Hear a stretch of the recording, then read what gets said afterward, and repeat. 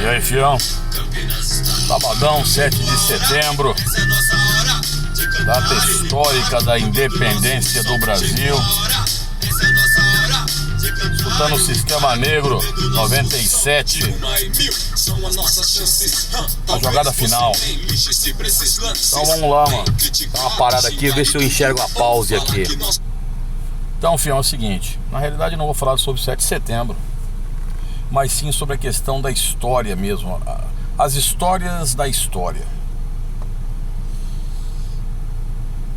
Eu vou tentar mensurar as palavras para não desagradar gregos e troianos e nem agradá-los também, mas é uma situação que acontece. Estávamos aí nesses últimos dias lendo algumas passagens históricas, e uma das primeiras situações que nós temos é: a história, ela é contada sob uma perspectiva, uma ótica de alguém, seja pela classe dominante, não é? Seja também pela classe oprimida, que depois transforma-se numa classe dominante. Veja, por exemplo, a questão da União Soviética, quando acontece a Revolução de 1917, até que depois, aí dentro dos processos, temos alguns vídeos sobre isso. Aí morre Lenin tem um derrame, e aí vai assumir, depois da trinca Kamenev, Zinoviev e Stalin assume, dá um golpe e causa o stalinismo aí, etc e tal. E até hoje você tem uma grande divergência dentre os partidos que se dizem comunistas ou de esquerda, entre o trotskismo e o leninismo, o marxismo, que na realidade é um stalinismo, mas não vou entrar nesse mérito aqui agora porque é um saco. E aí você vê, por exemplo, quando você pega a história de Roma, você pega os Césares, o domínio dos Césares, e alguns dizendo da opressão que houve também pelos romanos, haja vista que os romanos, né, foram responsáveis aí pela primeira globalização. Isso é aceito pela Unesp. E todos os povos foram assim, todas as histórias foram assim. Quando você pega, então vamos pegar mais para cá, para não ficar tão distante. Na década de 1960, quando tivemos a assunção do poder da dupla Jânio Quadros e João Goulart, Jânio Quadros defendendo aí as ideias da UDN, e João Goulart, ex-ministro de Getúlio Vargas, com ideias consideradas de esquerda, porque naquela época se votava em presidentes e vice-presidente de outro partido, e o general Lott, que era o candidato a presidente do partido do João Goulart, não tinha nenhuma empatia popular. Nós tivemos depois aí Jânio Quadros assumindo, segundo alguns, subordinando-se aí aos interesses das transnacionais, escolhendo alguns nomes ali que mostraria, mas ao mesmo tempo fazendo aí algumas deferências à esquerda, como o caso da aproximação com o leste europeu, com o caso da aprovação da entrada da China na ONU, rebatendo muitas vezes a política americana e afastando-se dela por muitas vezes. E aí a cereja do bolo, condecorando Che Guevara. Depois Carlos Lacerda que era governador do Rio, vai condecorar no Rio de Janeiro o líder da contra-revolução cubana. Aí Jânio faz o famoso filo porque aquilo, que eu acho que ele nunca falou isso, mas tudo bem, vamos lá. E aí ele renuncia, e aí João Goulart estava na China, e aí deu aquele auê danado. Brizola, como sempre, com seu verbo inflamado, o famoso caudilho dos pampas, porque era latifundiário, assim como João Goulart também o era.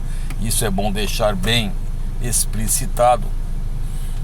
Queria pegar o terceiro exército e mandar em cima lá e cumprir a Constituição. Você sabe que, infelizmente, dentro do quadro político, quando a pessoa fala demais, ela tem uma verve política, ela acaba levando muitas a uma guerra imbecil, uma guerra fratricida e imbecil. Porque se você achar que é bonito, por causa de uma causa, você matar o outro, que é seu vizinho, então é só ver o conflito dos Balcãs, que aconteceu na Bósnia, para você entender como é que é a situação. Porque que aquela região é um barril de pólvora, inclusive dentro da Europa. Mas tem gente que diz que o mais importante é a causa, os seres humanos são apenas secundários. Por isso que está essa... Não vou falar aqui o nome porque seria impublicável. Então, filhão, aí depois fazem aquela articulação política, aí acontece o parlamentarismo, que o Tancredo Neves assumindo o cargo de primeiro-ministro, aí João Goulart era mais conciliador. Aí depois conseguem derrubar o parlamentarismo no governo de João Goulart, etc. Aí é feito, aí vai dar as reformas de base, dentre elas a reforma urbana, a reforma bancária e a famosa reforma agrária, que um dia a gente vai explicar essas situações de Jânio Quadros aí, reforma de educação e etc. E aí nós tivemos a formação do golpe cívico-militar. Para alguns, João Goulart foi um comunista vermelho. Eu não aguento mais a pessoa dizendo que o outro é comunista, porque comunista não existe, na realidade existe socialista, pô. O socialismo é o caminho para te atingir o comunismo, mas tudo bem, vai lá. Sendo que ele é latifundiário, né? Todo mundo sabe disso. E aí depois Brizola voltou, coordenou o Rio de Janeiro, que virou um caos, diga-se de passagem também. O Rio já se encaminhava para isso com a grande pressão demográfica. Então alguns aplaudem Jânio, outros João Goulart, desculpem, outros dizem que o golpe militar foi necessário. Aliás, eu aconselho vocês a escutarem sobre o golpe militar, a lambança que foi, porque foi no dia 1º de abril, né? Colocaram o dia 31 de março, mas foi dia 1º de abril, para não nos passar pelo dia da mentira. Seria muito interessante. Colocaram o dia 31 de março lá, quando as tropas saem, acho que é Olímpio Mourão, e aceleram um processo que muitos militares não queriam, inclusive. E aí surgiu no que surgiu. Aí alguns enaltecem o governo militar, dizendo do grande crescimento econômico. Realmente, passamos da 43ª para a 8ª economia, mas com endividamento externo brutal. O endividamento externo subiu 5 vezes dentro do contexto. Tivemos crises mundiais.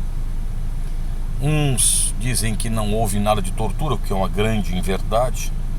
Houve. Mas cada um puxa para o seu lado e pintam a história da coloração que querem. Por isso que é difícil, muitas vezes, termos uma certa neutralidade no sentido de enxergarmos mais à frente, enxergarmos que as situações que passaram tiveram fatores históricos e sociais na época. Por isso que fica difícil você dizer que os bandeirantes foram ruins, quando o senhor está sentado, principalmente dentro da sua casa agora, no ar-condicionado, escutando esse vídeo. São Paulo, aliás, eu aconselho vocês a lerem a trilogia de Roberto Pompeu de Toledo sobre São Paulo. E São Paulo começa como a capital da solidão. E aí os bandeirantes tiveram uma importância geopolítica muito grande dentro do contexto brasileiro. E em consonância comigo está o professor Rui Costa Pimenta, do PCO, Partido da Causa Operária. Aí vão dizer que eu sou de esquerda porque eu ouço PCO, mas eu sou eclético, filho, eu tenho que ouvir tudo. Aliás, se você é de direita e não lê esquerda, eu só lamento. E se você é de esquerda e não lê sobre a direita, também só lamento. Você será limitado. Um gado de um lado, um gado de outro. Por isso que você tem que ter as leituras. Não estou falando de me aprofundar, mas pelo menos entender o pensamento do outro. E é justamente por não entender o pensamento do outro que nós temos aí um mundo caótico, conflagrado como está hoje. Já falei demais. Como meu canal é quase um canal solitário, que só eu e uma meia dúzia assistimos os vídeos, isso não vai sair. Não é nem bolha, é uma micro bolha que nós temos aí. E nós vamos continuando aí com o Sistema Negro. Deixa eu ver se eu acerto a pause aqui. É isso aí, cara, é um absurdo. E nós estamos aí, filhão. Nós estamos nessa parada aí. Bom 7 de setembro. Cada qual conta a sua história. Alguns dizem que da Inglaterra, que teve influência. Outros dizem que Dom Pedro puxou a espada. Eu só sei que daqui a pouco eu vou comer aqui, bater aquele arroz e aquele feijão maneiro de domingo. Ou melhor, de sábado, que parece domingo. Tamo junto, fião. É nóis, que heróis. Se quiser compartilhar, compartilha, mas eu sei que você não vai compartilhar. Se tivesse 15 segundos no TikTok, aí sim. Valeu, fião. É nóis. O papo é sério. O papo é sério. Chegou a hora. Essa é a nossa hora. Vontade. Nosso som. Chegou a hora. Essa é a nossa hora de cantar e rimar com o poder do nosso som.